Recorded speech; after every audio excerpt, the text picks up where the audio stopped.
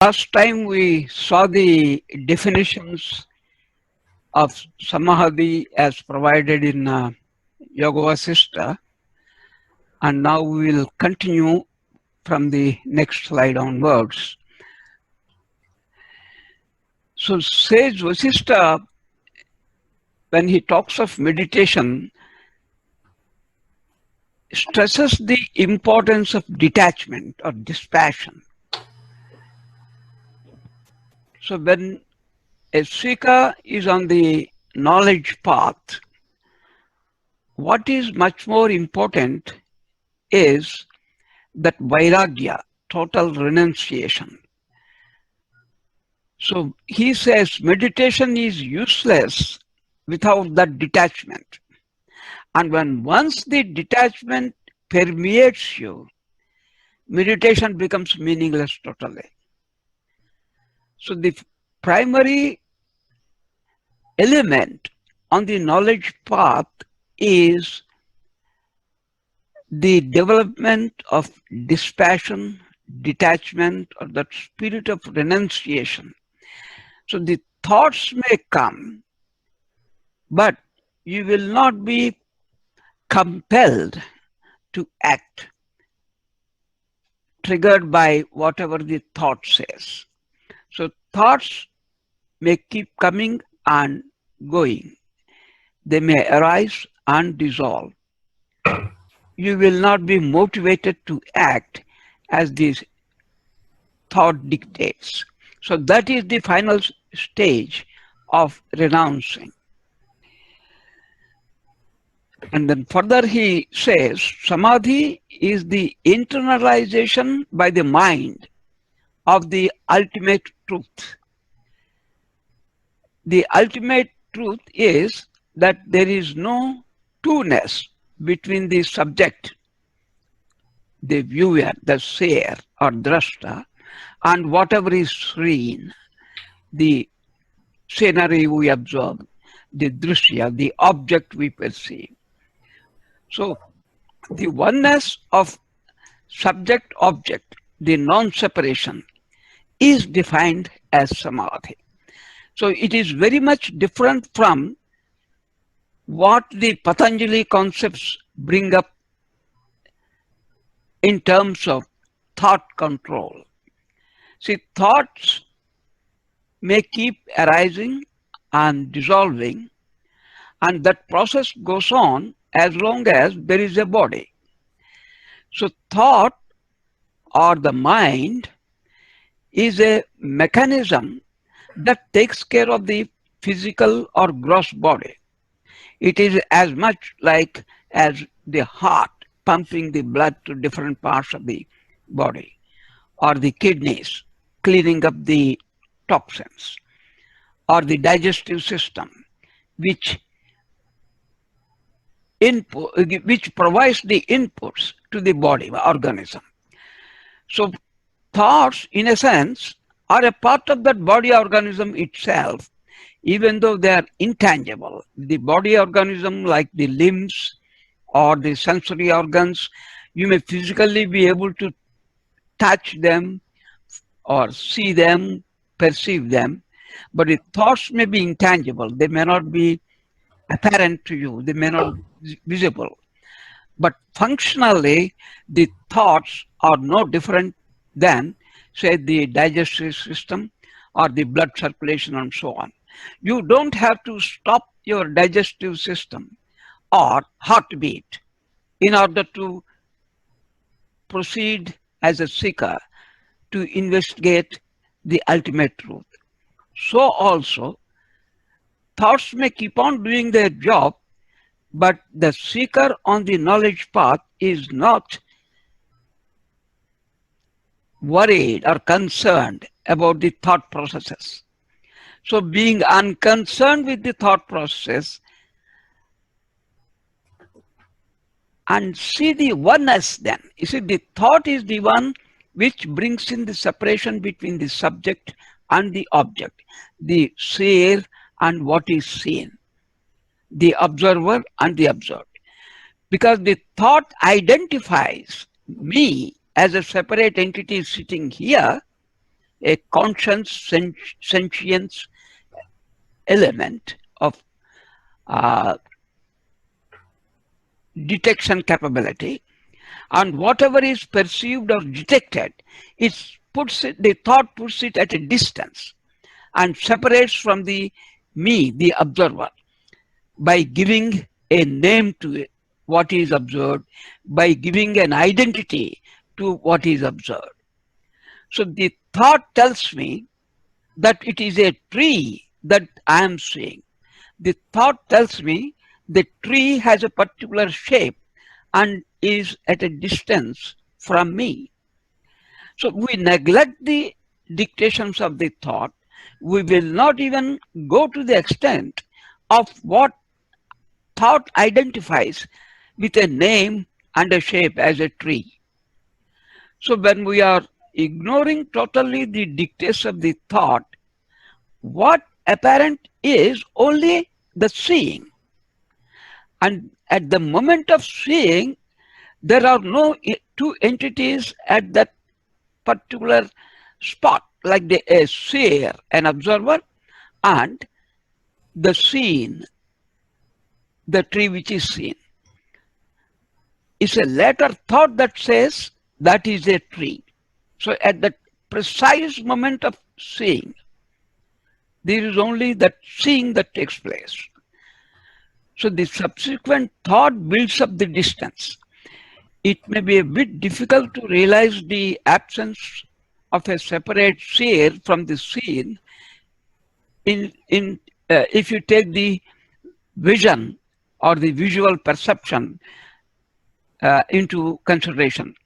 But if you say take touch or hearing a sound, you can much more easily feel there is no hearer of the sound separate from the sound being heard.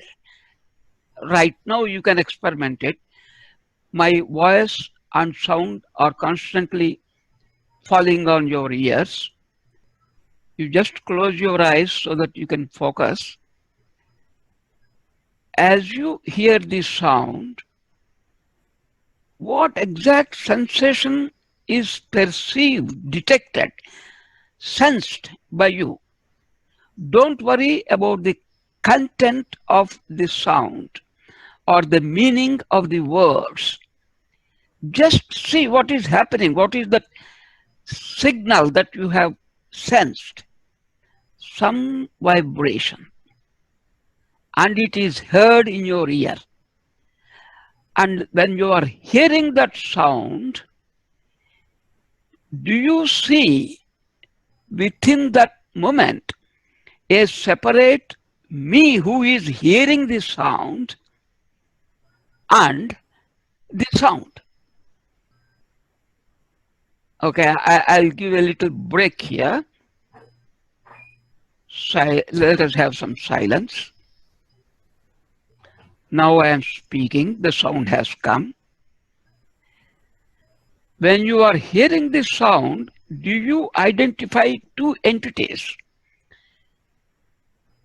The sound and a me who is hearing the sound. That me means I am referring to you only. Is there a you who is hearing the sound and the sound? So that it will be a neutral sound, I'll just say a neutral word. Om.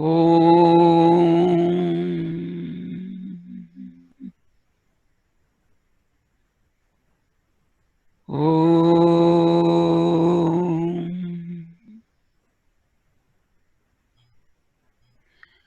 When you hear the sound Om, you just heard that sound.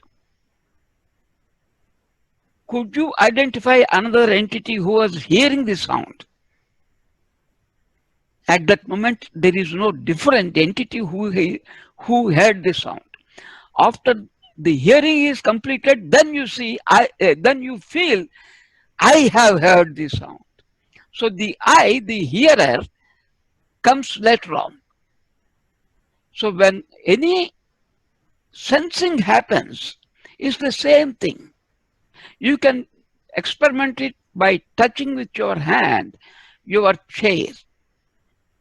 It will be only the sense of touch will be available, and no a me plus a touch, two things. So that means the seer, the observer, the perceiver, and what is perceived is one only. There is no distance. It is the thought which comes and says, this sound is coming from a distance, it is in English, or it has so and so meaning. No, these are all subsequent thoughts. So at the actual moment of perception, there are no two things. So same thing happens with vision, same thing happens with taste, same thing happens with smell, all the five senses together. And same thing even with thoughts which involve the mind. So let us again close our eyes, observe a thought that you have, and observe carefully whether there is a different sensor, a me, who is sensing the thought, and a different object, thought, which is observed. At the moment any thought is occurring, you have only that thought. There is no separate thinker sitting there and observing a thought. So the thinker, the subject, and the thought are not two. They are only one. Seeing this oneness of the perceiver and whatever is perceived is the true samadhi. The moment this truth is realized, the mind has already become tranquil within that self. Such tranquility is possible only for one who discards desires, because basically it is a desire that triggers a thought. So the knowledge of oneness, the truth, is easily realized in this particular state of samadhi, where the observer is not seen to be different from what is observed. Whereas the chitta vritti nirodha concept of Patanjali, where that yoga means that union, yoking, happens, is essentially a technique of controlling the mind, suppressing the mind. Whereas in the Advaitic concept of samadhi, we are not concerned with any suppression of any of the body protection mechanisms, whether it is heart or limbs or kidneys or whatever it may be. We are not worried or concerned with any controls, because the moment we bring in the mechanism of control, nirodha, we have to be exclusive. You want to eliminate so many other things which are already there by concentration, by focusing. And it is a very effortful, energy intensive action. But that's not samadhi at all, and that's not oneness at all. Because by suppression, what you are achieving is there is one who is suppressed, and there is one who is suppressing it, and the medium connecting the two is the force we use for suppression. So automatically you have built in multiplicity there. I hope this particular point is very clear now, that there is no difference between the observer and the observed. The seeing of that non-difference is samadhi. When I move to the next slide, if you see, the important question that comes up at this stage is nirvikalpa samadhi, the thoughtless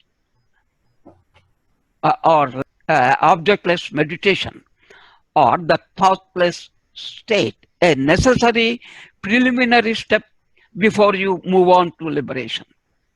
So the Patanjali Yoga Sutras go by the argument of controlling the thought. By controlling the thought, you are definitely achieving something, but that something is not Advaita. See, there the mind gets more strengthened, and because the mind becomes so strong, you achieve some of the siddhis or special accomplishments. But Advaita is not interested in these special accomplishments, because the realm of action of these special accomplishments is also the transactional world of the body and the mind.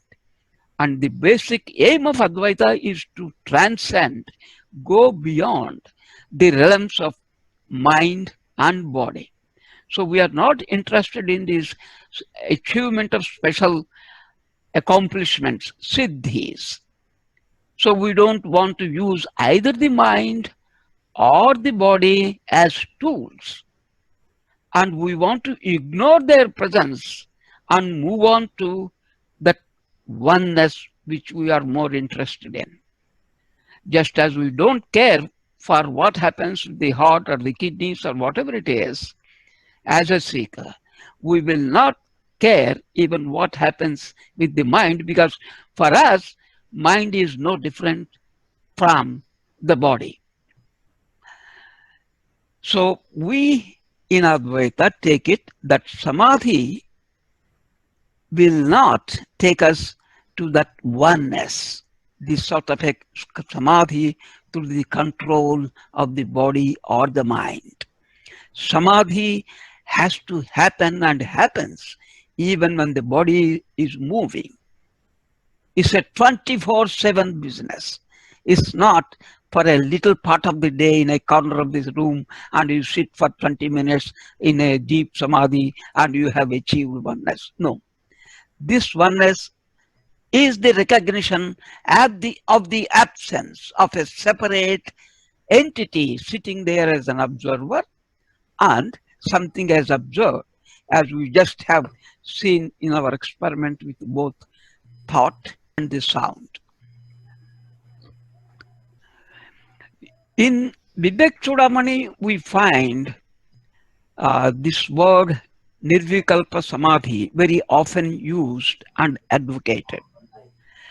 But then very learned people who are considered as liberated in this existing life, like the 33rd Sringeri head, the head of the Sringeri Math, he gave the meaning to that samadhi, nirvikalpa samadhi used in Vivek Chudamani, to be non-different from nididhyasana. Nididhyasana is, as you already know, that deep meditation where you as the seeker is 24/7, unwaveringly, without break, is immersed in a Brahman thought, that I am Brahman, that recognition, that realization. That is nididhyasana. Nididhyasana comes after you have heard the message of oneness, that is called as Shravana, or listening to the great sentences, Mahavakyas, and after listening, digesting them totally, ingesting the message, that is called as reflection or manana. Then comes nididhyasana. But all these three may happen in some people simultaneously. As you hear, you also reflect and then understand it thoroughly, ingest it in your every body cell. In some steps may be missing, that's all irrelevant. The point is the realization of that oneness. It will have to happen, and it happens 24/7. So this is the underlying meaning of the word Nirvikalpa Samadhi that appears in Vivek Chudamani. The Patanjali Yoga Sutras, as I have already touched on, aim at a different goal. They aim at ultimate abidance as, or rather, ultimate abidance in one's own nature. There is a very short text called Yoga Taravali.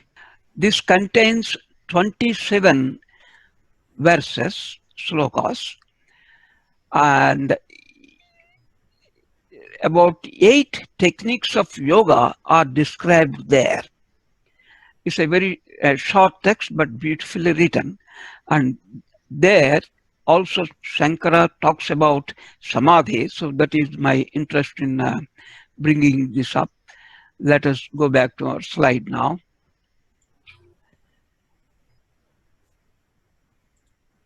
Samadhi and distraction are conditions of the mind and not of Brahman. The Brahman is ever changeless and of the nature of consciousness. Samadhi and distraction do not affect it in any way. It is because the yogi is not free from identification with the mind that he sees himself as influenced by changes in the state of the mind.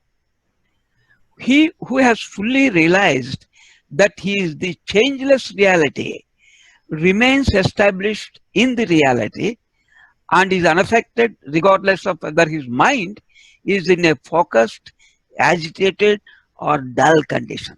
So the real yogi, this seeker on Advaita path, is not bothered about the state of the mind. There may be an outer layer of even anger, but the seeker himself or herself gets focused on that oneness. That means the body may be showing a little bit of altered state of emotion, but the seeker himself or herself is not perturbed by these external layers of appearances or what happens, because they come and go. They keep on fluctuating. Like this experiment we did with the sound. See, what sounds keep coming may vary, but the sensor of the sound is same. The sensing of the sound is done by the element of detection capability.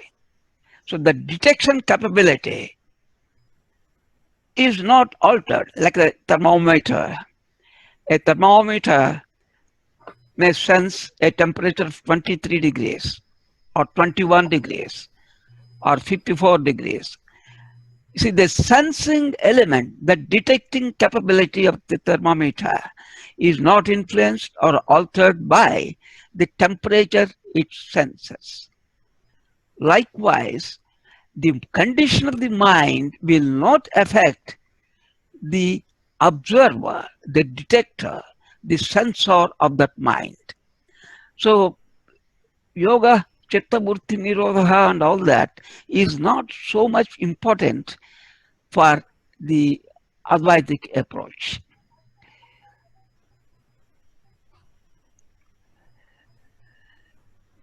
But again, we have to admit that Shankara has also absorbed quite a bit of Patanjali yoga elements into the curriculum that he has built in teaching Advaita.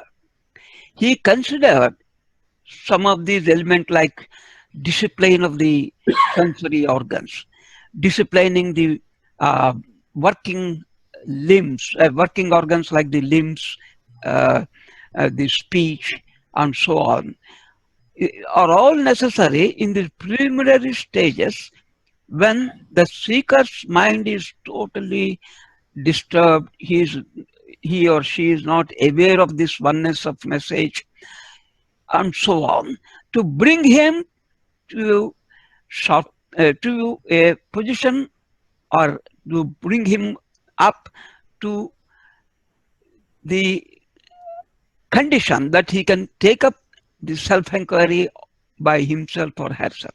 So in the training period of initial learning, these disciplinary techniques are required, but not in the realization of oneness. See, in the good old days when Shankara was teaching Advaita, little kids of 7 years, 6 years, below 12 years are taken to the teacher's home, and they never go out of the teacher's home. They stay there totally dedicated. So they are such young, childish, boyish minds. They have not matured. So there is a process of maturing required in that sort of a mind before we impart the Advaita message. Therefore, there is a lot of preliminary training required there. But for most of us today, the message is available so easily, number one. Number two, we are so much already trained in our own education system in sharpening our mind, in carrying out a logical analysis, in understanding what is a bias-free observation, in carrying out proper inference without my prejudices. When our mind is already trained for that, we are ready to receive the message, and so we don't have to worry so much on these Patanjali Yoga disciplinary techniques. And Shankara was also very categorical in saying that yoga schools as well as Sankhya, they are all dualistic in their uh, understanding. In fact, there is also a concept that Sankhya is the theoretical part and yoga is the practical part, but they all operate within the dualistic world. They are just short of touching the Advaitic oneness. So Shankara thus why exhausts us to make all efforts towards the realization of the self. That means realize the oneness of all that is, the observer, the observed, and observing. And this is a very good study done by Dr. V. Sundaresan, very knowledgeable person in our Vedanta. He also says very, very clearly in his paper in 2003 that Shankara has accommodated yoga within Advaita, and this has happened even in pre-Shankara days to some extent. But the practice of yoga is seen as preparatory only for the self-knowledge. And Chittaburti Nirodha is not a mandatory dictate. It just is an option. So then further in Vivek Chudamani itself, it is so clearly mentioned that any action you take either with the mind or with the body, taking action with the mind is normally understood as this Chittabuddhi Nirodha, meditation, and so on, Nirvikalpa Samadhi, and so on. They are all only aids for training the mind, but not to obtain the realization of oneness. And even Bhagavad Gita in the 11th chapter, where the Lord Krishna was supposed to have shown his universal oneness form, he clearly tells that no amount of meditation, no amount of these auxiliary methods like giving charity, going on pilgrimage, or worshipping a deity, none of such things can show you this form of oneness. Even any amount of study of Vedas cannot take you there. So, what action is helpful for? It helps in cleansing the mind. Cleansing the mind means lots of these distractive elements are removed, and you'll be able to focus on the specific aim. Many people find it very difficult to stay with one object of discussion. They find it hard to stay on course. So they waver here and there, they meander in their thinking and so on. So the actions that we take in control of the mind, in disciplining the mind, that will take us towards a cleansing of the mind. And the cleansing of the mind, that means by removing all these distractive, wavering elements from the mind gets more placid. It's not that it will disappear. It's not manonasha. Manonasha means complete destruction. That's how, again, another misunderstood term. When the scriptures talk of mind state, it's not that we totally destroy the mind. We only quieten it down from its agitated states. But beyond that, the actions have no use at all. They can't lead to the ultimate self-knowledge or Brahmajnana. So first we have to do this practice of action at the body level, and then we take it to the mind level by quietening the agitations, bring it to a sort of a equipoise, so that you are much more receptive to observe very closely without any prejudice in total calmness of the mind. You also know when the mind is agitated, we can hardly focus and observe something very keenly. So we need a calm mind. Even when we did this experiment with the sound or touch, the mind's agitation is totally gone. If the mind is very agitated and your thoughts are occupied with some worries of some bank balance or some other thing, you can't really observe. So action at the body level and action at the mind level, they take you up to the arrival of a peaceful mind. And finally, meditation is used to be established in that tranquility. So, but any of these actions, they have all helped us only to some extent. The real understanding comes not by any exclusion or anything like that. In that poised state of the mind, nothing gets excluded and you absorb the totality of everything. So this observation and absorbing the totality of everything is that oneness. I'm not reading out totally the slide. It's available with you. You can go through it more leisurely.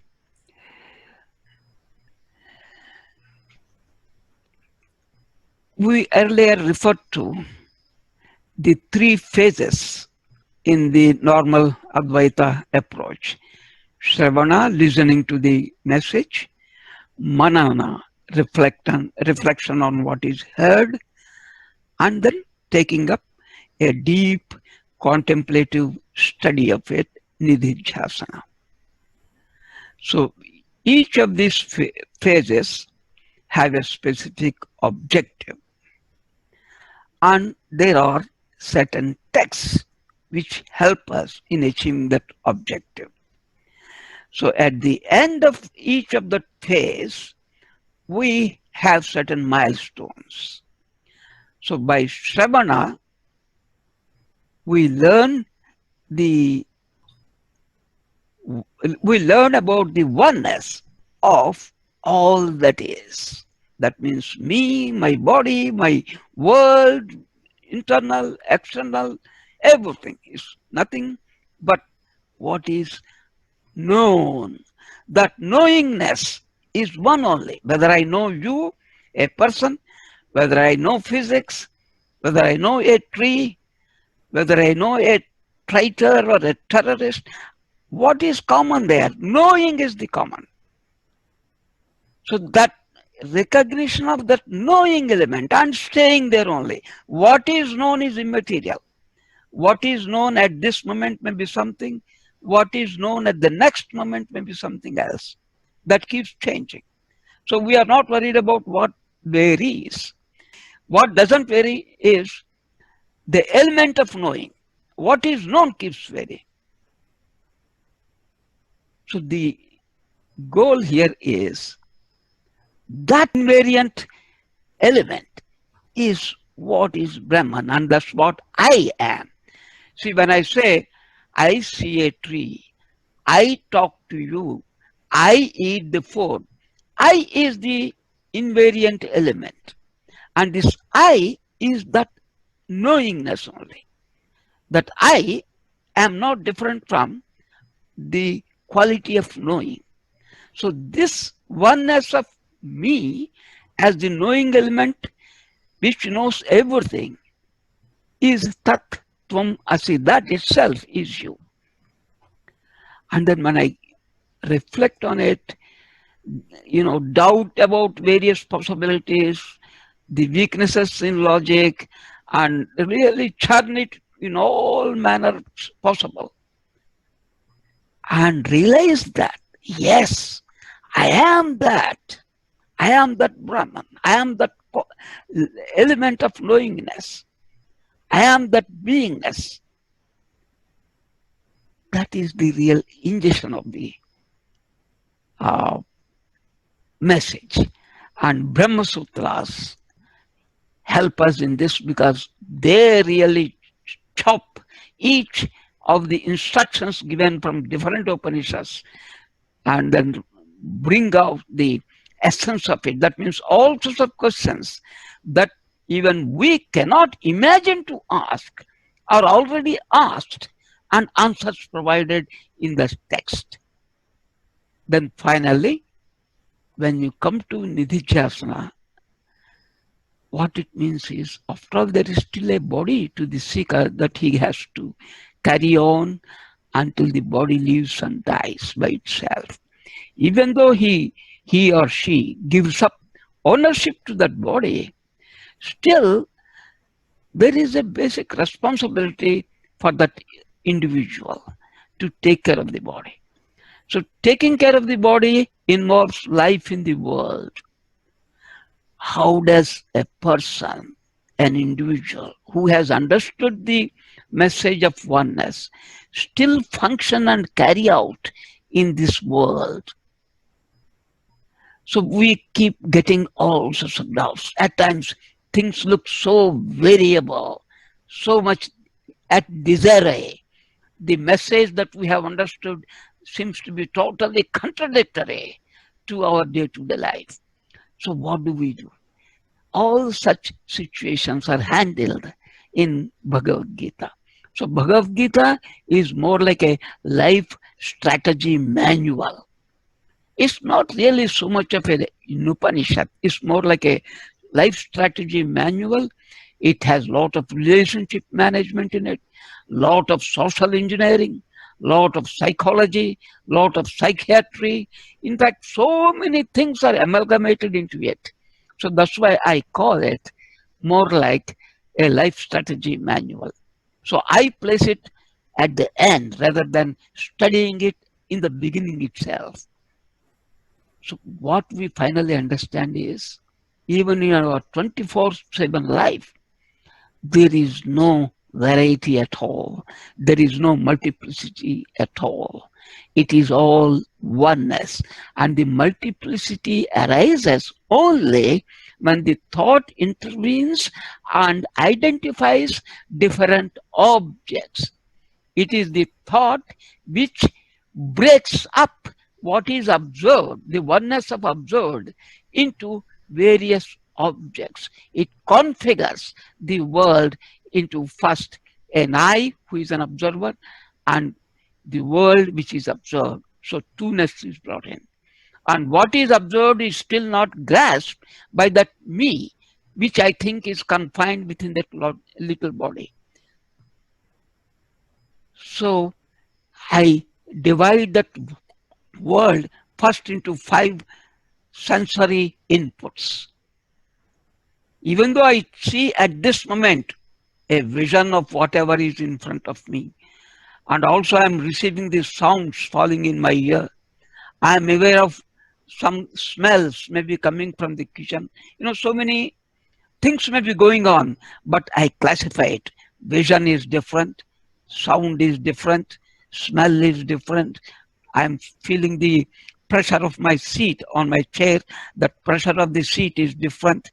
In order to understand, but if you just close your eyes and feel at the moment, you have only a single experience of all these things. You don't configure that summated one experience into different components. The thought comes and identifies, this is sound. I hear it with my ears. I got a different sensory organ for it.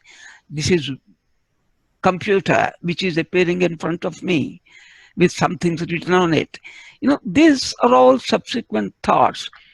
We break down the totality into bite-sized fragments. So this configuration doesn't happen, and we understand that there is a totality of oneness. So that is the final result of Nididhyasana. The first 4 Brahma Sutras contain, in fact, the totality of the message. So the first, in fact, these first 4 are called as Chatusutri. That means these Brahma Sutras contain 555 aphorisms. If you are not able to read all these 555, which are divided into 4 chapters, at least read these 4, which really educate us and relieve a lot of our doubts. So the first one is about taking up the inquiry itself into the what is self. So this says what are the preliminary steps required and how to proceed and so on. Then the next one tries to explain how this world, a you and a me, they have all originated. Then the next one declares that the only source, reliable, and one that wishes your true welfare or truly wishes your welfare is the knowledge that is contained in the Upanishads, and it exposes what that knowledge is.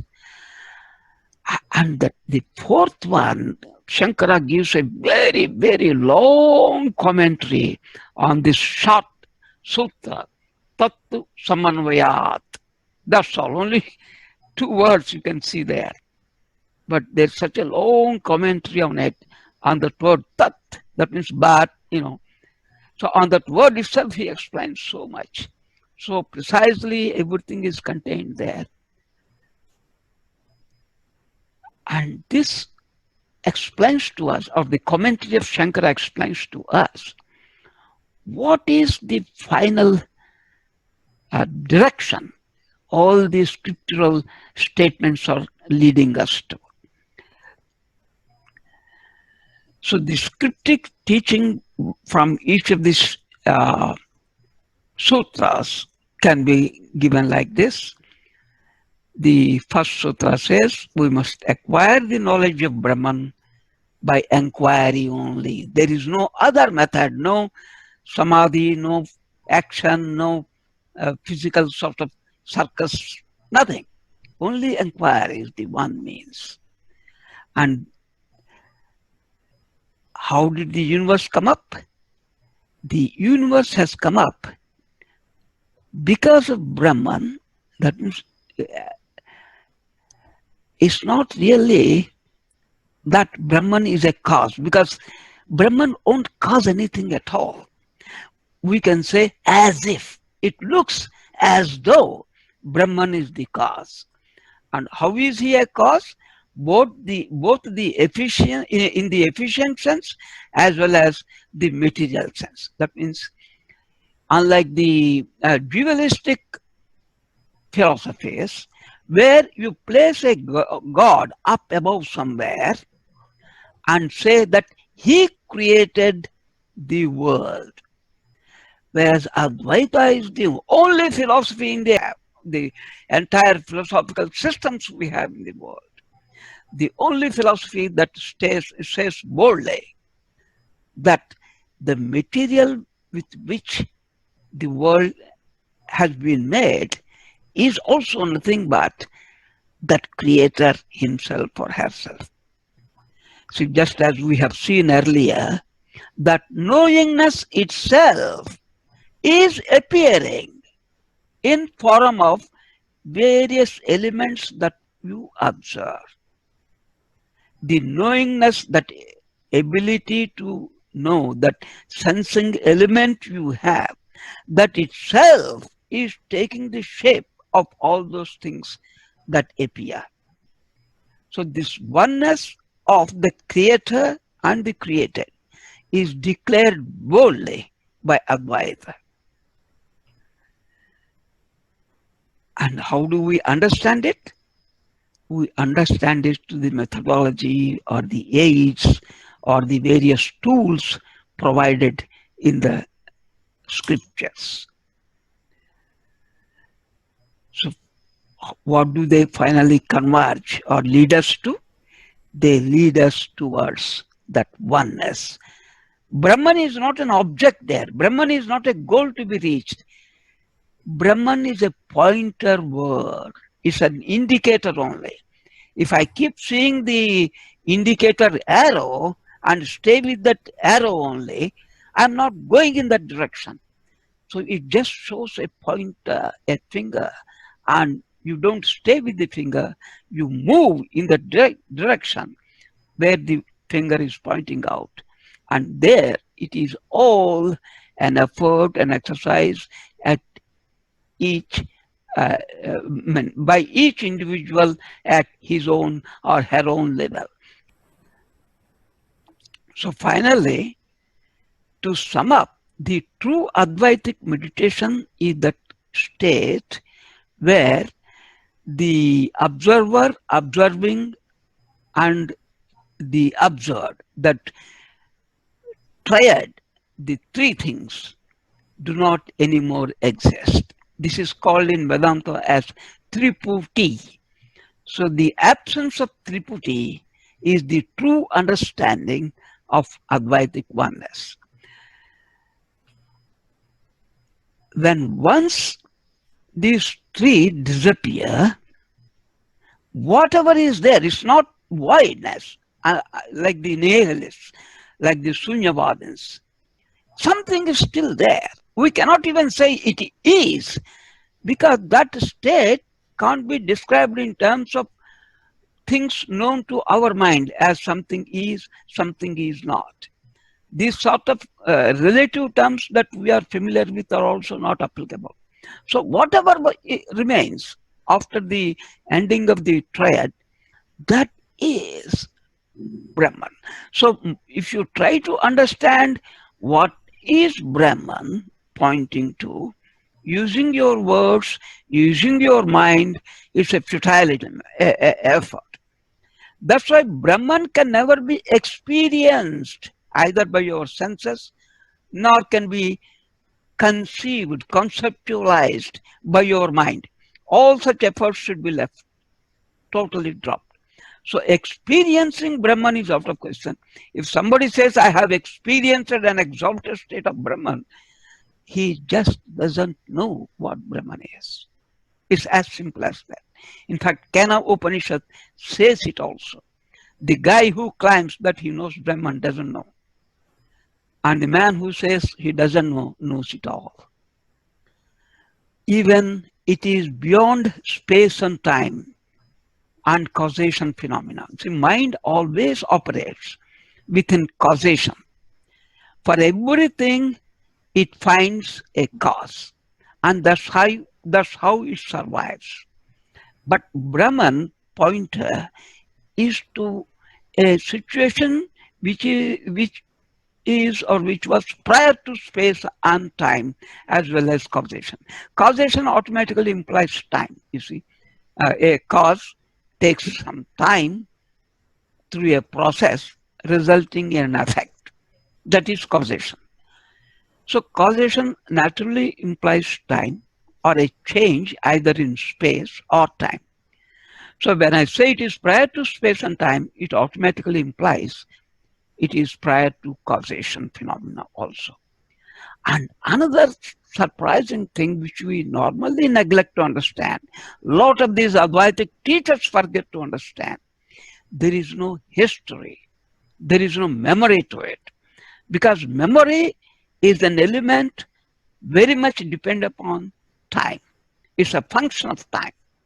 There's a past, something happened, I memorize it, I keep that experience in storage, and then act later on in a different way.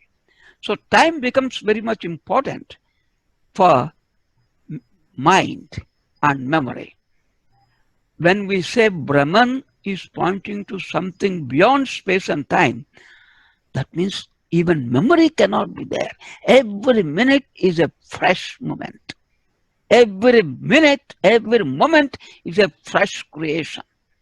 It's in fact wrong to say that you have a 24-hour sleep-wake cycle.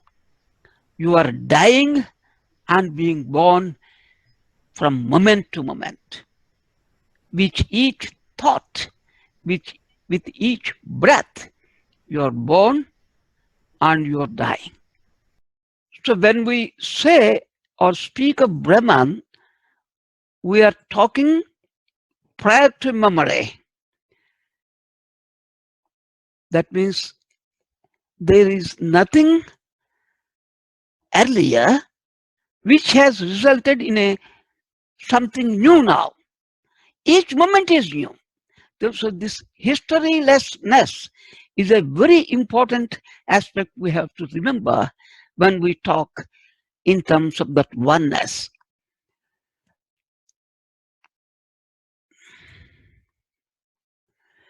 So here I have given, I've tried to project it in sort of a conceptual model, what cannot be done. But if it helps, please bear with any flaws that you find.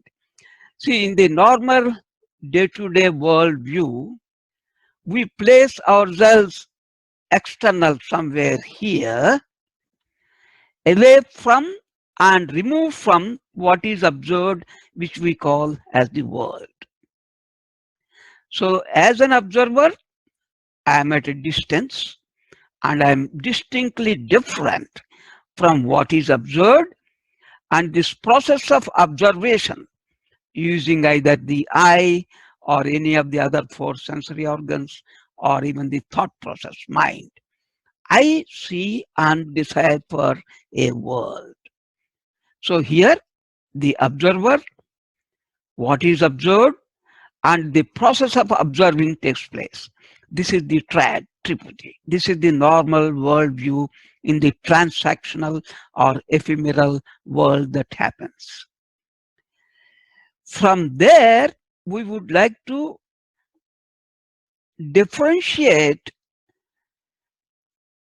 the space-like character, the open-minded character of the observer as being unaffected by what is observed. In the earlier stage, when I see anything, the world, and what goes on there, including the emotions, feelings, and all such things, I get affected by them, directly get involved with them. Whereas as an observer, I am like a TV antenna. What sort of program comes there and impinges on the antenna? Sad program, cruel program, kind program, compassionate program, lovely program. It doesn't make any difference at all. So to bring the distinction between what is observed and the non-involvement of the element of observation, I bring in the metaphor of witness consciousness being space-like observer without any judgments or dictates being imposed on what is observed. Here, as a separate observer in the normal world stage, I would like to avoid certain things which are not pleasant and happy for me, which are not inconvenient. Only those things I allow. So I use decision gates of what is wanted and what is not wanted. I hate certain things, I love certain things. Whereas here I am open space like. Anything may come in, anything may go out. I'm not affected at all. I just stay as a remote, unconcerned witness. But even this is not totally Advaitic stage. Total Advaita is that there is absolutely no difference between a me observing and what is observed is total oneness. It's all just happening within my consciousness, or consciousness is what I am, and consciousness is everywhere. So often this doubt comes, if this is the reality, why this sort of a little confinement, this ignorance has arisen? You see, there is absolutely no convincing answer anywhere for this. Why so? Because this little confining element which observes cannot observe the totality. By its own very nature of limitedness in its abilities, it cannot view the totality of infinity. Then why did this limitedness arise at all? Okay, even if it is not a convincing explanation for this limited thing, why did it have to happen at all? But then remember, we said that why implies a cause and effect relationship. And that is the realm in which the mind operates. It cannot understand anything that is outside the causal phenomena. And we say this is something that has happened much before the origin of the mind, much before the concept of a causation, cause and effect. So you cannot think in terms of this limitedness is an effect of some cause which has happened, and therefore look for the question, look for an answer for the question of why. So the why question is meaningless in a way. So in one sense, we can say the mind cannot really understand whether it has happened or not happened or why it has happened. The why question is relevant only as long as the mind operates. And this is something which is much prior to mind. I give this example. Suppose you are born in 1960 or 1970, let us say, and I ask you, please describe to me how Cromwell was decapitated on the London streets in the 16th or 17th century. You may say some process, you may say some description of it, but I want you to feel it, to experience it, and tell me. You cannot have that experience. Even if you don't go to London and Cromwell, even if you take Second World War, you were born in 1960 or 70. I ask you, what was your experience like when a bomb was exploded from the German planes? You may imagine something depending upon your present day experience. You may describe the feelings of some people who lived and have written about it. But you cannot have that actual experience and convey to me that real feeling. So like that, this mind has come sometime later on. It can never experience that. And that's why Vedanta also says at one stage, this so-called ignorance is also just an explanation. Ignorance itself is ignorance. You need the word ignorance because you are ignorant. That itself doesn't exist. That is also an illusion. So ignorance is an illusion. This is another explanation. And no scripture gives you any answer for this because their final stand is nothing has ever happened at all. It is consciousness only which is this big thing having everything under it. Somehow gets a fancy like, let me be small, and it starts observing. So it's not a particular Ramesam there, or Peter there, or Hilde there, or Sunil there, sitting and trying to observe and understand. It's not like that. There is no individual at any moment at all. So when you try to emerge using a mind as a little limited object, a person, a sense, a mind, a thought, and so on, automatically at the same time, a world generates. So all these things, ignorance, a little mind, and a world, they all generate at one moment when this consciousness, all pervading, immanent consciousness, just gets a thought. Let me see what is happening. And then suddenly all these things happen. Then it retracts, all things disappear. That is what is happening from moment to moment. There is a verse in Bhagavad Gita also. It says, think of this world as from moment to moment. You don't have to take it as, the 24-hour cycle of the day. Is every thought rising is a new world. Every thought dissolving is the pralaya, the dissolution, the end of it. So this cyclicity keeps going on happening, and it just is an endless thing because consciousness itself doesn't have a birth or death, and it keeps moving in and out, in and out. And that is its nature. It does that in its freedom. So what finally we come to? There are no observer and the observed, no subject object. So that means there are no nouns at all. But something is happening. So it's all some happening only. It's a world of gerunds. And when I see a car or on a road or a tree or whatever it is, it's not that there is a tree and I am seeing a tree. When the perception takes place, so just that perception is happening, that's all.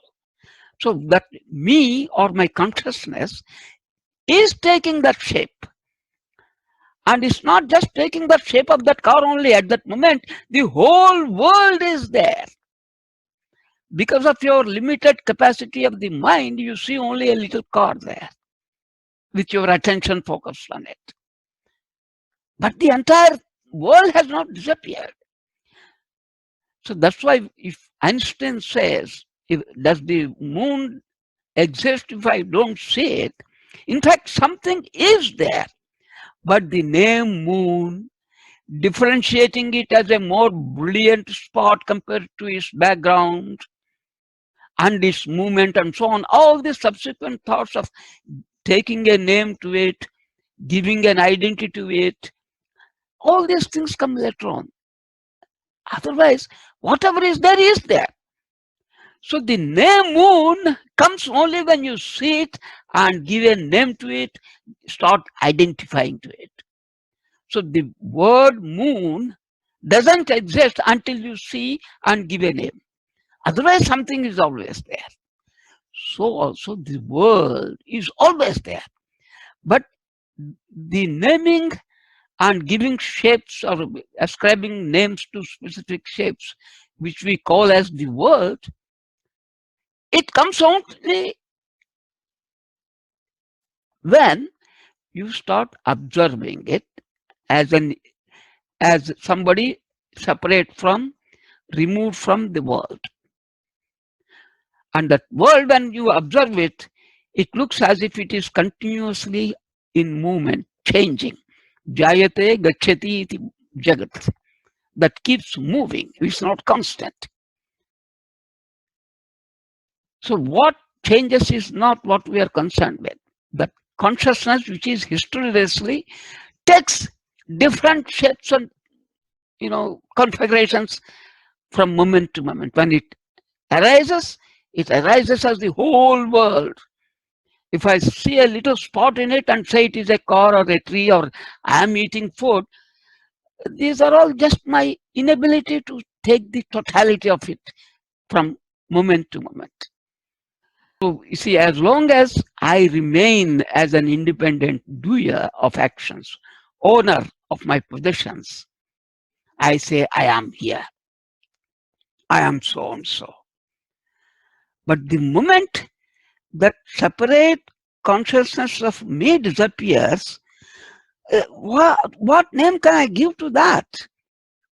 And I cannot even say whether it is something is there or not. Like Einstein's question of whether the moon is there or not. Absolutely, without a me as a separate observer, I cannot say there is no locus standi for me to say there is a moon. Whatever is there is all one thing. And that is Brahman. This is what the Upanishads are pushing us towards. To function with this as the center of actions, not with this separate me with worried about my protection and my security and my fame and my name at that totally individuated level. That's not what really the world goes about. This is not the way at all the world goes. What is this? And is that Brahman only if it appears as an individual at some particular point in a small way. So I would like to close here with a nice mantra that sums up the entire teaching of Advaita. And if a sense of separation comes, even that sense of separation to be taken as a manifestation of the Supreme Self and offer it as an offering to the Supreme Self. The Supreme Light, which shines as the substratum of the liquid element. I am that Supreme Light. So I am that luminous element in everything. I am that Supreme Light of Brahman, which shines as the inmost essence of all that exists. In reality, I am the same infinite Brahman, even when I am experiencing myself as a finite self owing to ignorance. It's not that ignorance is there, we just use that word to explain away the finiteness. Now, by the onset of knowledge, I am really that Brahman, which is my eternal nature. Therefore, I realize this identity by making myself, the finite self, an oblation into the fire of the infinite Brahman, which I am always. So I am offering myself to myself only. May this oblation be well made. So I would like to know this why this emphasis on desirelessness? emphasis on desirelessness. Yeah, how does this Right. fit into the whole picture? See, the desire arises as a mechanism of protecting, securing, and saving the finiteness of the individual. So, desire is effectively a firewall resisting the dissolution of the individual.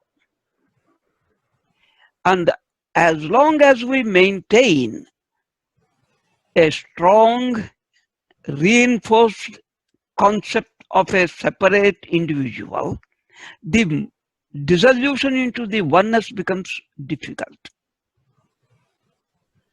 And as long as we continue to be a separate individual, the suffering will be inevitable. So you can't at the same time be free of suffering and continue as a separate individual. So if you want to end suffering, the separation has to end. So separation has to end means all such tools that go around to reinforce separation must be eliminated. So all those elements which reinforce the separation have their seeds in desire. So cut we cut the things right at the root level itself. Even not at the root level, we want to cut it even at the seed level itself.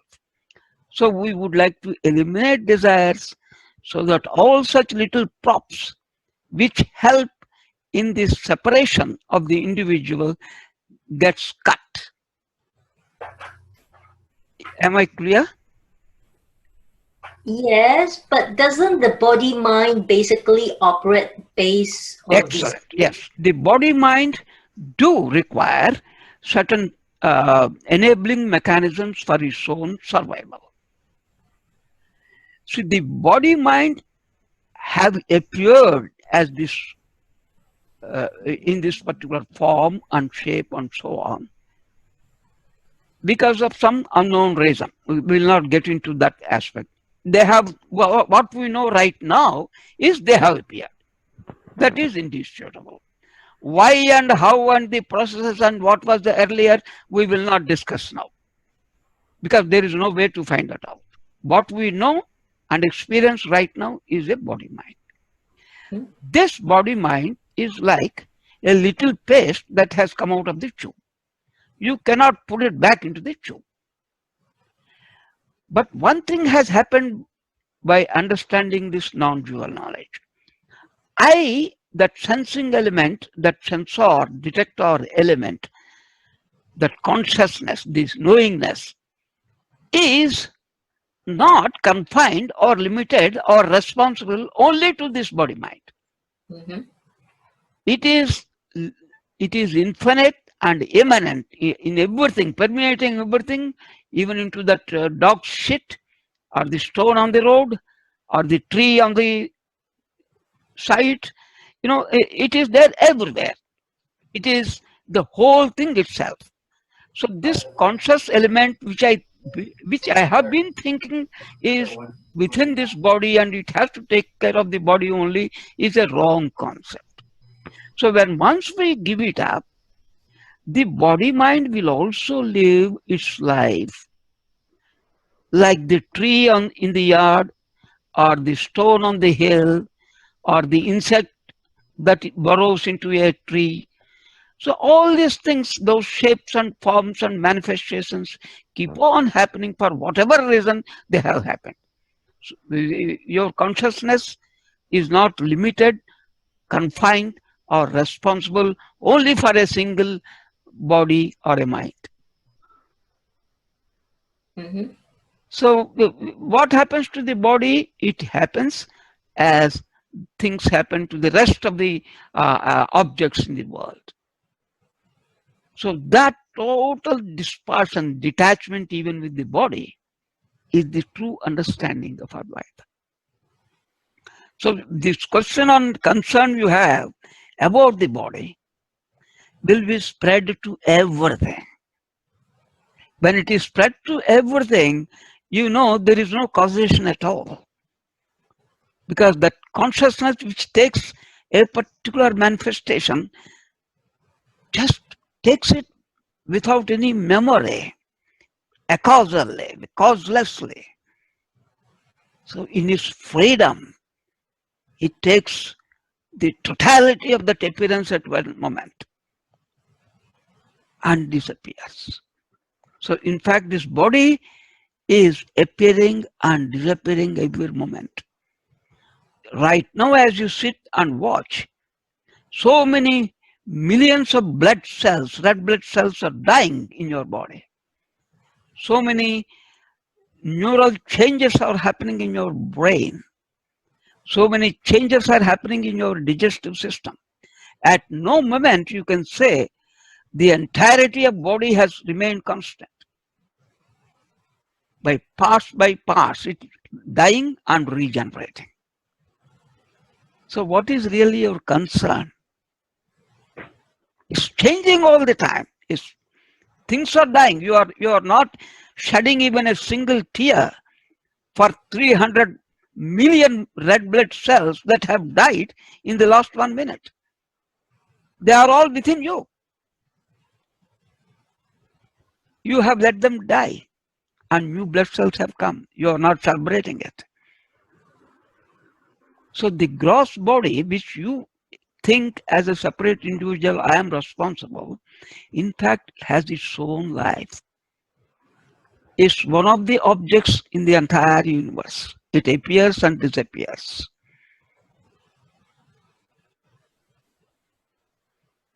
Mm-hmm. But the desire is the one which wants to protect this body. That means it wants to stay with it only. But it cannot. See, the body at some moment or other, it perishes. It has to perish for some reason or other. But the body also has a natural built-in self-preservation mechanism, right? Right, not infinitely though. There are built-in destroyers for the body. So there are built-in mechanisms in the body that no amount of desire, no amount of your protection efforts will make it live eternally. Eternally in the sense not for a long period, but without any end at all, without uh, depending upon any time dimension. So the body, in spite of your efforts, it may go on to extend its life for some more time. That's also because the consciousness itself has decided in its wiser intelligence that certain way of things should happen in certain way.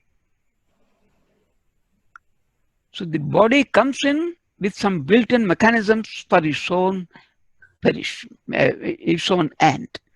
Mm-hmm. So it cannot protect itself infinitely.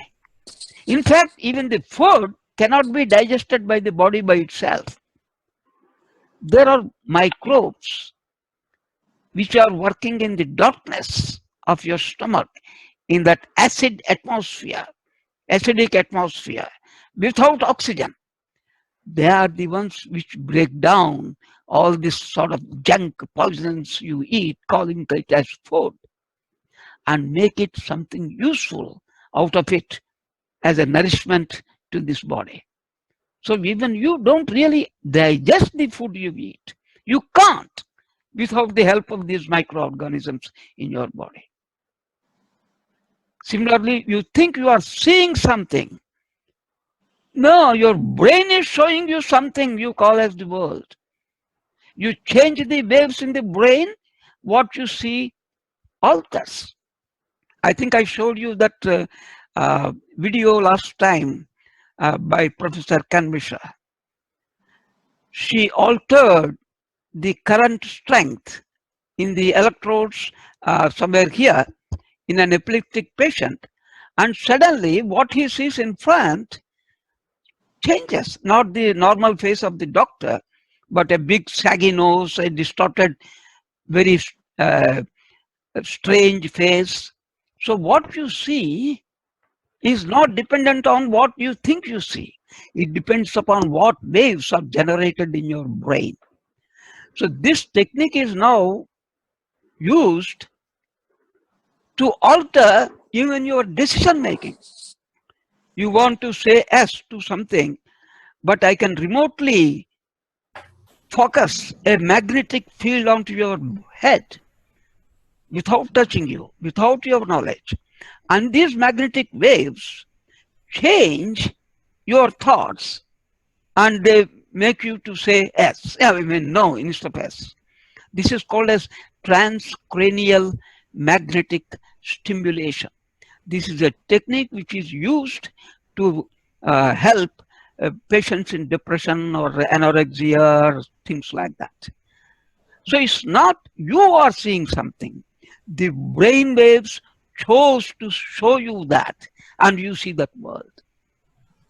So neither the food you eat is your capability, nor the world that you see is your capability. Somehow all these things coalesce and show you a world and give you a sense of a me and my body. The hollowness of that claim gets dropped. So what is body? Is an assemblage of so many things that get broken up. So it's a detachment is that's why the primary element for a seeker on the knowledge path. Detachment then involves automatically desire, dissociation from any of the desires. I see. Okay, that's clear. Thank you. Sir, that oneness, unless I am also that oneness, unless I actually fully realize that I am that oneness, because in my mind that even though theoretically or by reading, I know that I'm also within that separateness is also within Brahman, but till that full realization, until I experience that oneness, I will keep wondering that I'm separate. I'll keep thinking that I'm separate. Yeah, so slightly reword what you have said. Instead of saying I keep my separation, you say I tend to identify more with the body. I tend to identify myself with an ego. So the remedy is the moment you realize that this ego is popping up, counter it with egolessness, a thought of egolessness. By offering this emergence of ego to the Supreme Brahman. That means you say even this arising of that separation is part of that Brahman, is a mechanism happening within Brahman. I, as an individual, am not looking for this separation. Just leave it. That's all. Nothing more to be done. You don't have to struggle and fight and wrestle with it. That strengthens the separation.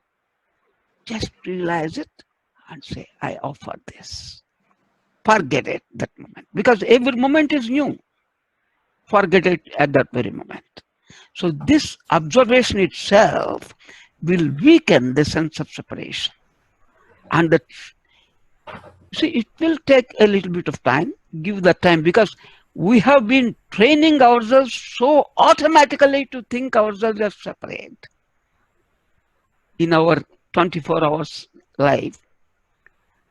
It will take some time. Give it time to work by itself, and it will work by itself in spite of you and irrespective of you. So in fact, even if now this consciousness about that knowingness, supreme self has come, it's not because you have done something. It is that consciousness itself is now saying, yes, enough of it, I'll pull back.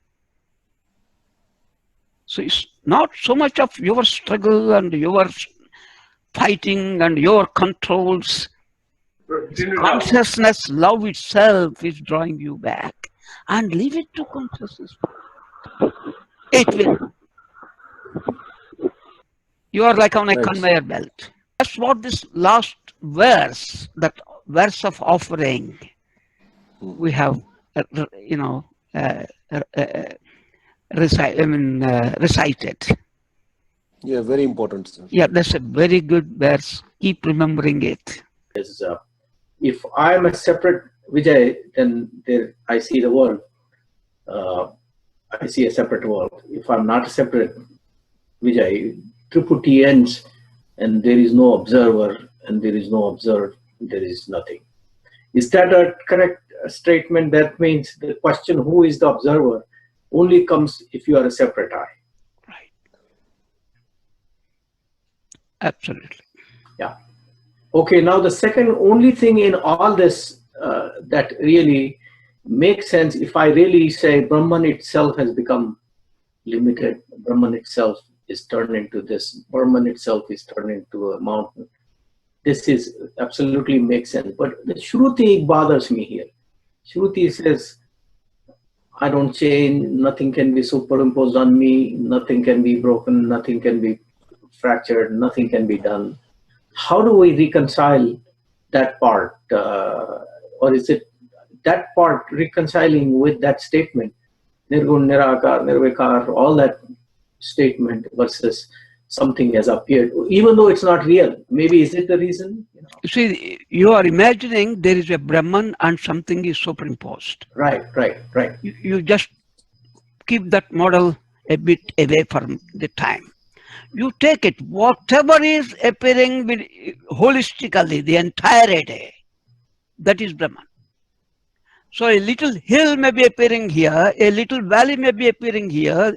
The totality is always Brahman. Don't look at that little part and call it Brahman. Right. And this part is not Brahman. No.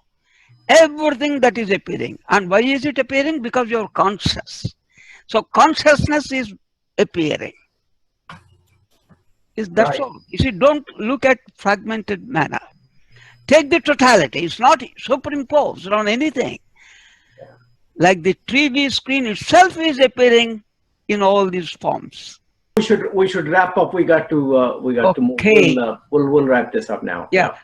In fact, thank you all for this. So, shall I sign off?